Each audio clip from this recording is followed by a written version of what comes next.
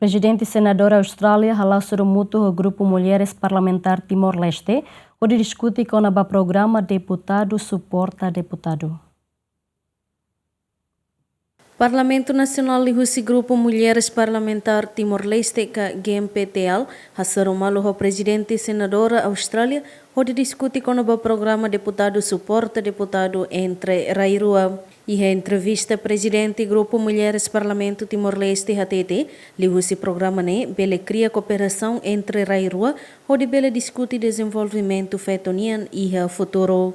Hoje na minha encontro Sira, a minha colega a minha colaboradia com Sira nos apresenta Sirnia Lalau, que nebe GMPTL, o Grupo Mulher e Austrália Nenian, Sira tete yang kata ke Sira ba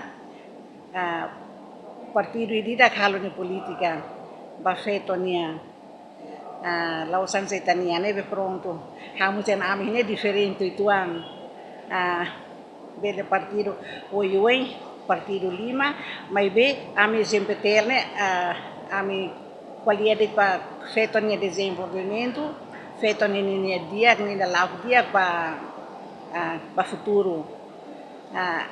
Ami moslau hamutu, Claudia, Karimalu dia, serviço mosamutu, am lahami dia ami partido A ke partido B. Lá ya. Que diferença ida hoita botsira. E depois do resultado da reunião em Anema, Hanisa continua na FATI, o programa da deputado, suporta deputada, e homos deputada, apoia deputada. Programa da Anema que se continua na FATI.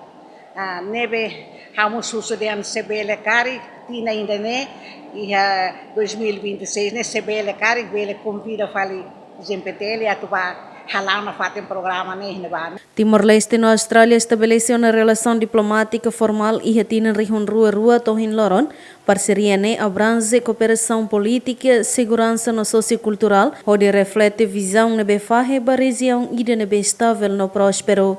Octaviana Isidoro, GMN.